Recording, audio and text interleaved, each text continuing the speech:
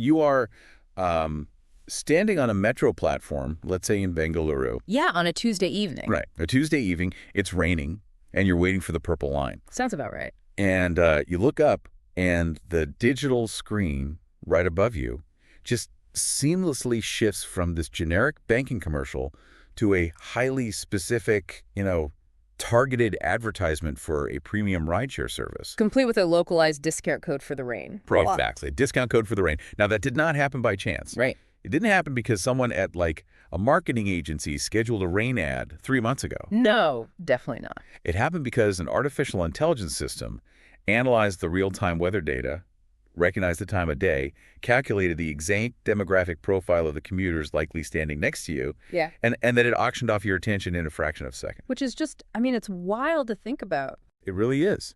So today, we're looking at this enormous kind of invisible war to monetize the physical world. Welcome to the Deep Dive.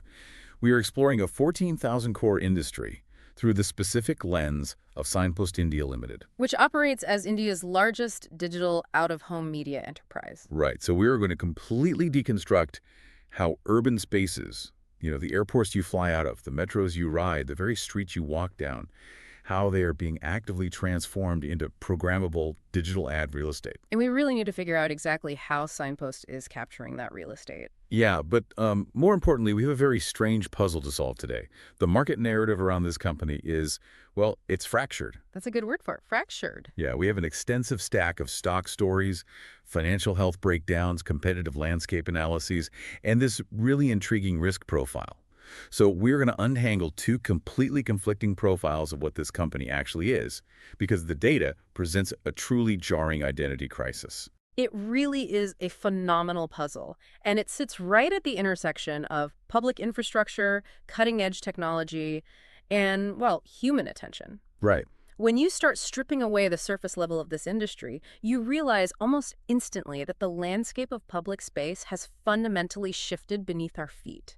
We are analyzing a company that claims to operate at the absolute bleeding edge of that shift, trying to capture immense value from the physical environments we move through every single day. Okay, let's unpack this, because to truly grasp the scale here, we have to reevaluate our baseline understanding of out-of-home advertising. I think most people still have this archaic image in their heads. Oh, for sure, the old billboard image. Yeah, you think of a guy on a rickety ladder, holding a bucket of paste, rolling a giant vinyl poster onto a rusted steel frame on the side of a highway. Exactly, and that era is rapidly closing. It's a completely outdated mental model. What we're looking at now is an incredibly sophisticated ecosystem. It is driven by artificial intelligence, real-time geospatial data tracking, programmatic bidding, and multi-decade government concessions. This is no longer just a media play. No, not at all. It's an engineering challenge, a data harvesting operation, and a high-stakes real estate negotiation all rolled into one. And we are going to get into the mechanics of all of that. But I promise you, the listener, that we are not just doing a dry corporate overview today. As we peel back the layers on their operations, there's a fascinating plot twist regarding Signpost's history. Specifically a recent merger, yeah. Right, a merger that completely complicates the narrative. We have a situation where the forward-looking technological ambition of the company is directly at war with its own historical DNA. But before we can debate the corporate intrigue or even look at the revenue numbers, we have to understand the product. Because, frankly, the fundamental business model is misunderstood by a lot of casual observers. It is entirely misunderstood. You have to first visualize the sheer physical canvas they are working with. Signpost holds somewhere between 24.31 million and 33.9 million square feet of ad space. Just pause on that number for a second. 33.9 million square feet. It's staggering. That is a colossal footprint. We're talking about an area larger than hundreds of professional football fields, just fragmented and distributed across the densest urban centers in the country, right in the line of sight of millions of commuters. It is a sprawling empire of attention. And they strategically segment this vast inventory into three distinct buckets. First, you have the traditional infrastructure, conventional billboards, backlit hoardings, and the newer digital billboards you see at major traffic intersections. The stuff you see driving to work. Exactly. Second, there is the transit media. This is a remarkably lucrative bucket. It includes airport terminals, metro station corridors, skywalks, bus panels, bus queue shelters, and even fleet graphics on smart mobile vans moving through city traffic. And the third bucket is what they call street furniture, right? Yeah, street furniture. This is where the integration with urban planning becomes really clear. We're talking about public kiosks, traffic police booths, and those public electric bicycle sharing stations you see popping up in Tier 1 cities. They're integrating ad space into the very functional elements of the city. But here's the crucial distinction. The absolute bedrock of their business model, Signpost does not lease real estate. Wait, okay, explain that. Because they're physically there. They are, but they do not own the airport terminal. They do not own the concrete pillars holding up the metro line. They are fundamentally a business-to-business mediator. They sit directly between the asset owners, which are usually powerful government bodies or municipal transit authorities, and the advertisers. Signpost is selling programmable, time-bound ad spots. Oh, I see. So think of it like a high-speed stock market. But instead of trading shares of a company, they are trading your eyeballs. That's a great way to look at it. Or, to use a more classic analogy, think of television advertising. A broadcast network doesn't sell you the physical television set sitting in your living room. They don't even manufacture the screens. Right. They sell the 10-second slot during a primetime commercial break when they know millions of eyes are glued to that specific frequency. Signpost operates the exact same way, just in the physical world. Exactly. They don't sell the physical LED panel at the bus stop. They sell the specific 3 seconds when a highly coveted commuter demographic is staring directly at it. And their paying customers are the world's largest brands, right? Like Nestle, Netflix, Amazon, Hindustan Unilever, Bajaj Auto. Yeah, all the heavy hitters. They sell to colossal ad agencies like Viacom, and even directly back to government ministries who need to run public awareness campaigns.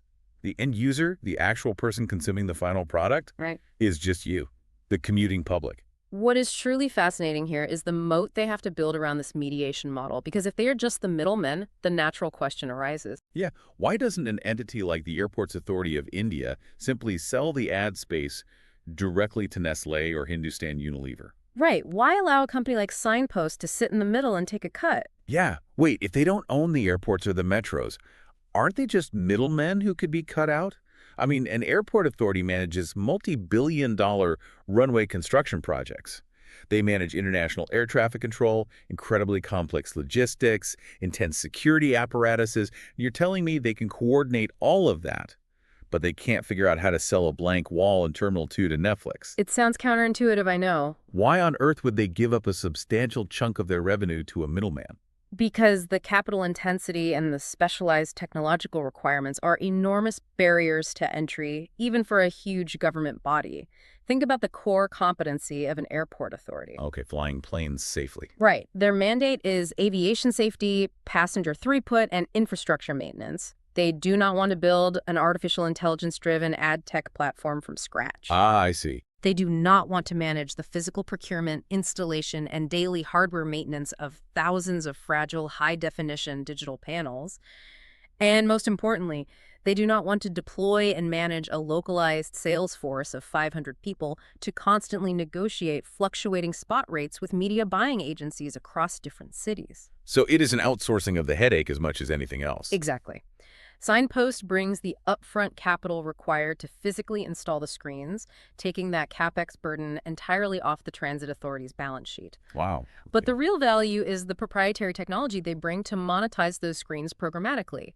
They're shifting the entire model away from static sales to AI and machine learning ad tech. So the advertisers can plug into Signpost network and buy spots in real time. Yes. So if you are an umbrella manufacturer, your agency sets a parameter in the software to only bid on digital screens in geographic zones where the weather API reports active rainfall. That is wild. The airport authority simply wants a guaranteed revenue share. They do not want to build the software that triggers a rain ad. Right. So they're effectively bringing the modern tech stack to the raw concrete wall. Yeah. They're turning dead infrastructure into a living, breathing, revenue-generating network. Exactly. Now that we understand exactly what they sell and how they position themselves, we need to size up the playground. Why is this specific niche so lucrative right now? If you map out the total addressable market, or TAM, for the Indian out-of-home sector, you're looking at a space estimated at 12,000 to 14,000 crores for the fiscal year 2025. And that 14,000 crore pie is highly segmented, which tells a story of an industry in transition. How so? Well, traditional out-of-home, the static billboards, the painted hoardings, the simple vinyl street furniture still accounts for a substantial 5,000 to 5,500 crores. Okay, still a big chunk. It is. Transit and airport media, which includes those bus queue shelters and metro corridors, represents another 3,000 to 3,300 crores. But the really critical segment, the engine driving the entire future narrative of the industry, is digital out-of-home, which currently sits at 4,000 to 5,200 crores. What really jumped out at me when breaking down this market is the penetration rate. You walk around a major city and you might feel like you are absolutely saturated with advertising. Right, it feels like it's everywhere. But the reality is out-of-home is surprisingly underpenetrated in India. It only captures about 15 to 18% penetration when you compare it to television, which commands roughly 45% of total ad spend, or digital online advertising, which sits at around 35%. The white space remaining is vast. When you look at the urban mapping data, 40 to 45% of premium urban streets are entirely unmonetized or completely offline. That's almost half the streets. Yeah. And if you walk through an airport, roughly 70% of what are considered premium zones lack optimized out-of-home inventory. They might have a static poster, but they lack a high-yield digital screen. Wow. And across the rapidly expanding metro networks, about 50% of the passenger corridors are effectively blank canvases. This implies that 80 to 85% of the overall market is still wide open for infrastructure rollout and digitization. So next time you're on your daily commute, I want you to look at the empty walls in the metro station as you ride up the escalator. Look at the blank space above a premium airport gate while you wait to board.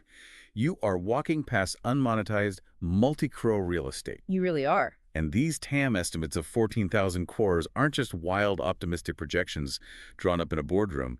They are based on rigorous, ground-level unit economics. Right, let's break down those unit economics because that is where the transition from static to digital really proves its worth. The market currently operates over 15,000 static panels. Okay. On average, a static panel generates between 3 to 3.5 lakhs per year, operating at roughly 60 to 65% occupancy. Got it. Now, compare that to the digital side. There are over 16,250 digital panels in play. The base generation per digital panel is cited around 2.5 to 3 lakhs per year, but they operate with significantly higher occupancy rates of 70 to 80%. And we really need to clarify how that digital premium works, because it can be kind of counterintuitive. Why is the digital side driving the growth if the base generation per panel seems slightly lower or on par in some metrics? Right. It's a good question. The key is the yield per slot. Digital screens command 1.3 to 1.5 times the rate of static screens for the time they're active. Precisely. The reason is dynamic, real-time targeting. A static board shows exactly one ad for the entire month. You rent the board for 30 days, you paste your vinyl, and that's it. It's just stuck there. Yeah. It cannot differentiate between a Tuesday morning rush hour crowd and a Sunday late-night trickle of cars. A digital board, however, is a localized broadcast network. It can cycle through 10 different high-paying advertisers in a single minute. Oh, that makes sense. It allows Signpost to sell the morning rush hour to a coffee brand, the afternoon heat to a soft drink brand, and the late-night traffic to an automotive brand, maximizing the yield of that specific geographic coordinate to its absolute limit. Okay, so we see all this empty space, and we see the sheer mathematical advantage behind installing digital screens. But what are the actual macroeconomic forces pushing companies to build out this infrastructure right now? I mean, you could have a great business model, but if the environment isn't right, it won't scale. Exactly. Timing is everything. We can identify 6 structural drivers pushing this industry forward, but 4 of them stand out as highly durable, long-term trends. Right, and if we connect this to the bigger picture, this isn't just a story about shifting advertising budgets. This is a derivative play on India's national infrastructure and transportation goals. Okay. You cannot separate Signpost's growth from the physical growth of the country. The first highly durable driver is urbanization. Over 30% of India's population will live in dense urban cities by 2035. It's a massive shift. I mean, an enormous shift. Right. Millions of people migrating into the exact corridors where Signpost operates. The second driver is the sheer unprecedented scale of the government's infrastructure build-out. We are looking at a pipeline of 50-plus new metro lines being constructed, over 100 new airports being developed or modernized, and more than 10,000 kilometers of new highways slated for completion by 2030. Here's where it gets really interesting. These aren't cyclical trends based on whether the stock market is having a good quarter or a bad quarter, or whether interest rates ticked up by 50 basis points. These are 10 to 15-year structural realities. Exactly. Once a metro line is built, it operates for a century. Yeah. You also have airport passenger traffic growing at a sustained 12% year over year, and vast sprawling metro expansions happening in major economic hubs like Bengaluru, Chennai, and Pune. The concrete is being poured regardless of short-term economic jitters. And layered directly on top of that demographic and physical growth are powerful policy tailwinds. Programs like the Smart Cities Mission, airport modernization mandates, and new municipal advertising regulations are actively standardizing the visual space of cities. The government wants clean, digital, aesthetically pleasing infrastructure, and they are actively pushing out the informal, unorganized competitors. You know, the guys illegally pasting posters on bridge pillars. So they're cleaning house. Yeah. The estimates suggest these specific policy impacts alone will add 2,900 to 3,700 crores to the total addressable market over the next decade. As the state pours capital into building the physical infrastructure of a modern economy, Signpost is positioning itself as a toll booth to monetize the eyeballs flowing through that new infrastructure. So, if the market is expanding this reliably and the government is doing the incredibly heavy lifting of actually building the stations, the airports, and the highways, who are the sharks in the water? There are plenty of sharks. Right. If it's this lucrative, everybody should want a piece of it. How does Signpost fend off the competition? The landscape is currently fragmented with a lot of regional players, but it is rapidly consolidating. Signpost is recognized as a top 3 player overall, and they control roughly 15% of that highly coveted 4,000 crore digital out-of-home market we just broke down. Yeah, they are not operating in a vacuum. They are competing against deeply entrenched, well-capitalized names like JCDecaux India, Times OH, and Lakosha Media. Some big names. Very big. The transit and airport specialists in particular are fierce competitors when it comes to the e-bidding process for those multi-year concession rights. It is a highly aggressive space.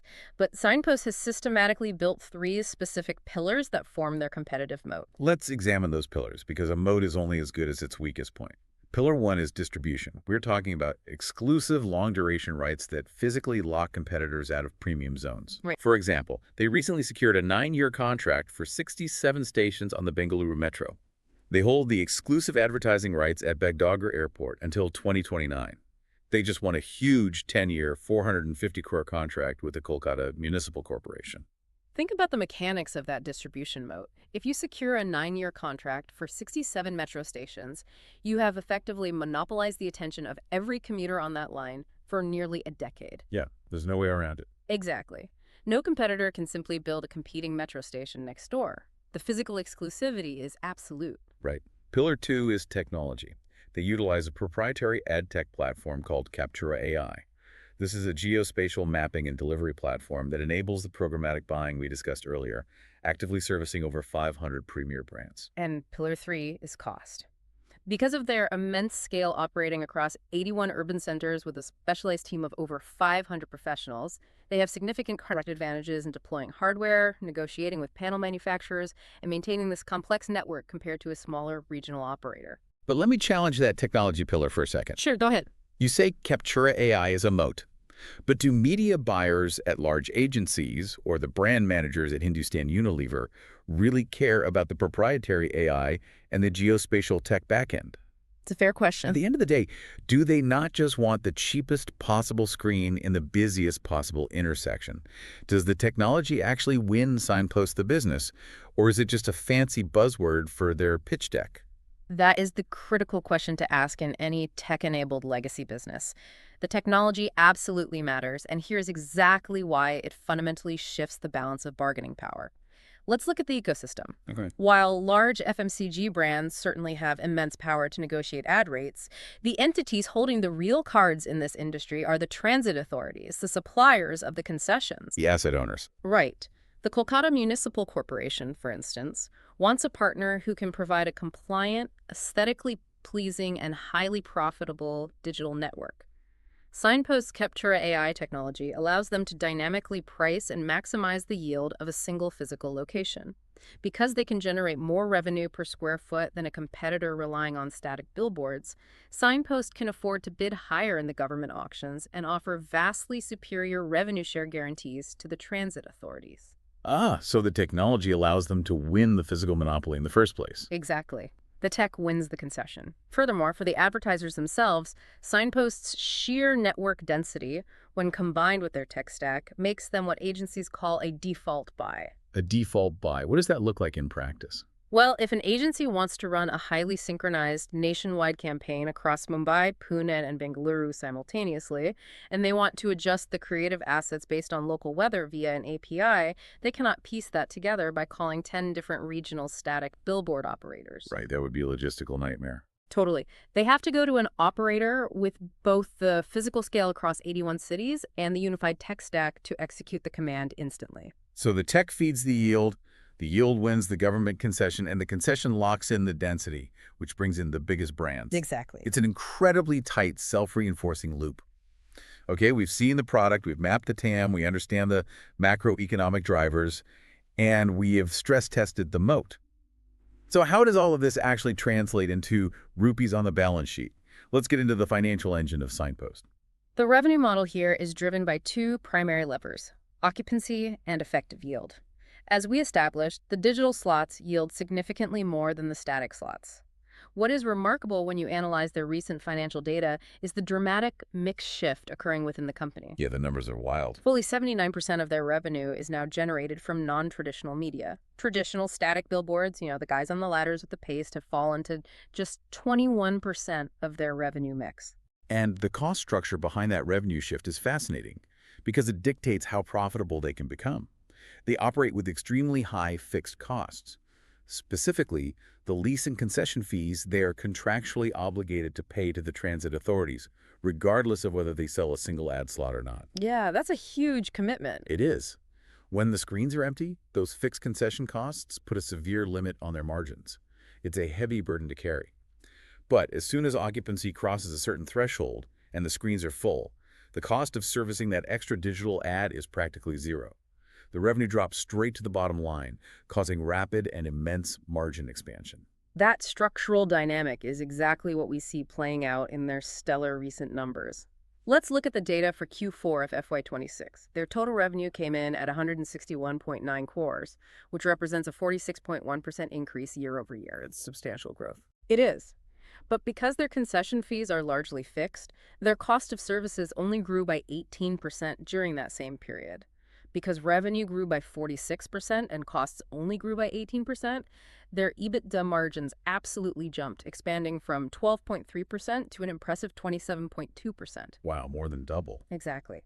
In Q3 of FY26, we saw their net profit jump an astounding 215% year over year, hitting 18.13 crores compared to just 5.75 crores the previous year. The balance sheet health looks incredibly robust on paper as well. They're showing a return on assets of 10.21% and a return on capital employed sitting strong at 18 to 20%. Their debt-to-equity ratio is just 0.06x, and their net debt to EBITDA is well under 0.1x. Which means they are executing this enormous digital expansion primarily using their own cash flow, not by leveraging the company with huge bank loans. For a business that requires intense upfront capital expenditure to purchase, ship, and install thousands of high-definition commercial LED panels across the country, maintaining a debt-to-equity ratio of 0.06x is exceptionally rare. It provides them with a substantial safety net against macroeconomic shocks. But there's a very intense capital expenditure cycle happening here, too. They aren't just sitting on cash.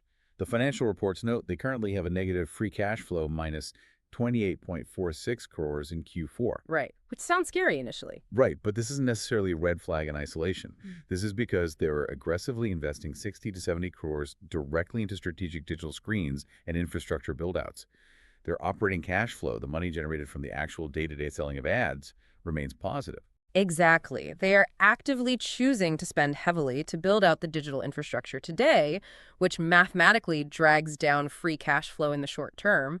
However, the underlying business operations are profitable and generating cash. It is exactly what you would expect to see from a company in a high-growth asset deployment phase. They are laying the pipes for future annuity revenue. Okay, so we have just spent the first half of this deep dive painting a picture of a flawless, high-tech digital juggernaut. They have a 14,000 crore TAM, unstoppable structural tailwinds with government infrastructure, impenetrable tech-driven moats, and financial metrics that look completely unassailable on paper. On paper, yes. But That's it. this is where we have to pivot. Yeah. Because digging deeply into the risk profile within the market data reveals a truly jarring contradiction. There is a shadow narrative surrounding Signpost that completely complicates everything we just discussed. It is a remarkable divergence, and it raises a profound question about corporate identity and how the market digests history. The financial data contains a meta-narrative warning about a recent, highly significant merger. All right, this is crucial. In February 2024, a company called Pressman Advertising merged with the pre-merger entity of Signpost India. This is where the market data essentially develops a split personality. I mean, it actively debates itself. On one hand, you have reports confidently citing the high-yield 9-year Bangalore Metro contract and the Bangalore Airport rights as the engines of Signpost's recent immense earnings. Right. But then you turn to the risk profile section, and it claims those metrics might belong to Pressman or possibly even represent a fictionalized profile entirely. This highly critical counter-narrative argues that Signpost is actually just a small-cap, conventional billboard company. It's quite the contrast. It claims their revenues are highly cyclical and project-based. It states point-blank that they possess absolutely no annuity model and have no significant long-term airport or metro exposure whatsoever. We are essentially analyzing the intense friction between what a legacy company was, what it merged with, and what the newly combined entity claims to be today. The risk profile is aggressively pushing back against the tech narrative. It warns of intense macroeconomic cyclicality. If Signpost is truly just a legacy billboard operator, then if the broader economy slows down, advertising budgets are the first thing corporations slash, and Signpost's revenue will plummet instantly. That makes sense. What else? The counter-narrative also warns of structural demand decline. If digital mobile advertising, the ads on your smartphone, start to entirely cannibalize the physical out-of-home market, a legacy physical ad company is in deep trouble. Because they wouldn't have the tech moat to compete. Exactly. It highlights severe customer concentration risks, suggesting they might be overly reliant on a handful of agencies. And perhaps most concerning, it points to a specific SEBI notice regarding listing obligations under Regulation 17.1. Let's expand on that SEBI notice, because Regulation 17.1 isn't about minor paperwork. It specifically deals with the composition of a company's board of directors, mandating things like the correct ratio of independent directors and the inclusion of women directors to ensure proper corporate governance. Yeah, it's a structural issue. When a company receives a notice like that, it implies a level of governance friction or back-office chaos. So what does this all mean? We have two completely different realities existing simultaneously in the market consciousness. In reality A, Signpost is the tech-driven vanguard of a 14,000 core national infrastructure boom, generating immense profits through AI programmatic bidding. In reality B, In reality B, they're a cyclical, small-cap legacy billboard company that is simply wrapping itself in a highly sophisticated tech narrative post-merger to inflate its valuation, while struggling with basic regulatory compliance on its board. the way to synthesize this dissonance for the listener is to understand the psychology of the market when dealing with merged entities. The market is skeptical by nature. Inherently skeptical, even if we accept the bullish financial reports, the 46% top-line revenue growth, the EBITDA margin expansion to 27% as the current fully audited reality of the new combined company. The inherent risk is their corporate DNA. Because old habits die hard. Right. The legacy DNA of conventional, cyclical, low-tech billboards could act as a heavy anchor, constantly dragging down its future ambitions of operating as a purely programmatic, high-yield transit monopoly. This raises an important question. Can a company truly change its stripes overnight just because of a merger? That historical DNA matters deeply, especially when we look at how the leadership is steering the ship through this transition. This brings us to their capital allocation strategy and the ongoing market debate. Given this severe identity crisis in the data, what is the market actually betting on when they look at the leadership? Let's examine the management profile. Historically, the leadership teams involved generally have a clean track record. Crucially, post-merger, the promoters hold 75% of the company. 75%. Okay, so they are very tied to the outcome. Heavily tied. They also have backing from notable sophisticated investors, such as Zaki Abbas Nasser, who holds a 1.39% stake, which lends a degree of institutional credibility. But the data also notes a concerning lack of transparency in certain areas. It does. Despite the high promoter holding, there are missing or opaque details regarding related party deals, the exact treatment and protection of minority shareholders post-merger, and the specific granular structures of executive compensation. This lack of clarity feeds directly into the skepticism of Reality B. It creates a sharply polarized market debate. The bull case relies entirely on the management's ability to execute faster monetization of their newly acquired premium inventory, like those 67 metro stations in Bengaluru, and capitalizing on the continued shift by major FMCG brands from static campaigns to dynamic digital campaigns. Right. The bulls are confidently assuming that the management team can keep those EBITDA margins hovering in the highly profitable 22 to 25% range, despite the heavy capital expenditure required to physically procure and install the thousands of new digital screens. They believe the tech narrative is real. And the bear case. If you are a skeptic looking at this post-merger entity, what is your primary thesis? The bears are entirely focused on two things: concession renewal risk and cash realization. First, the renewals. Signpost's entire moat is built on 5 to 20-year government contracts. Okay, yeah. What happens in year 10 if they lose the bidding war for the Bangalore Metro contract to a vastly better capitalized international competitor like JCDecaux? The moat vanishes overnight. That's a huge vulnerability. Second, the bears point to the cash conversion lag. Yes, the reported net profit was huge, up 215%.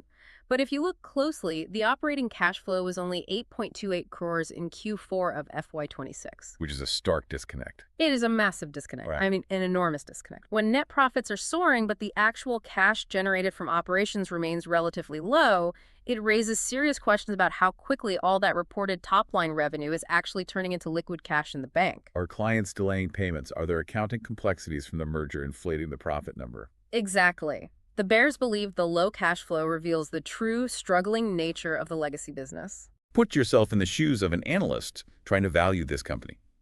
Which metric do you weigh more heavily? Do you trust the audited 46% top-line revenue growth and the incredibly strong 27% margins, viewing the low cash flow as just a temporary hiccup in a high-growth phase? Or do you look at the other side? Right.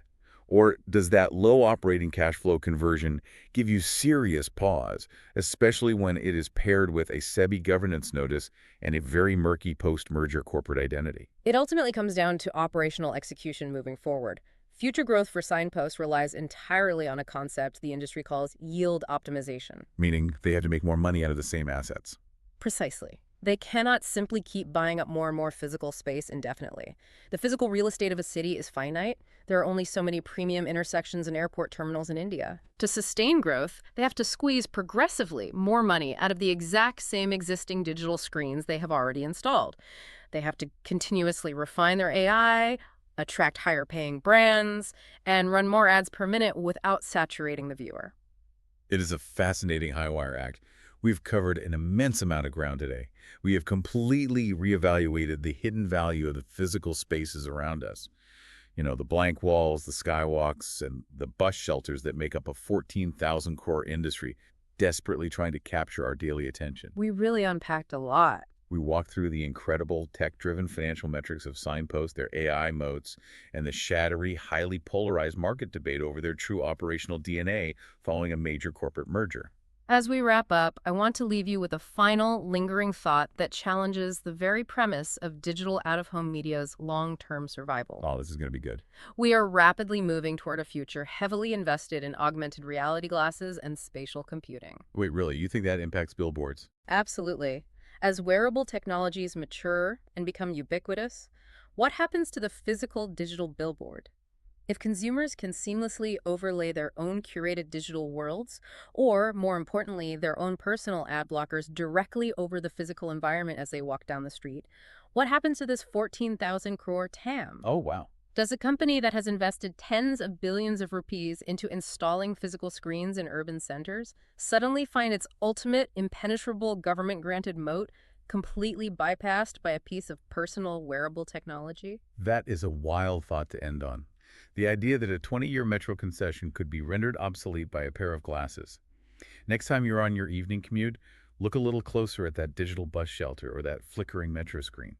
Think about the infrastructure required to put it there, the real-time data auctioning off your attention, and the invisible battles being waged for the future of public space. Thanks for joining us on this deep dive.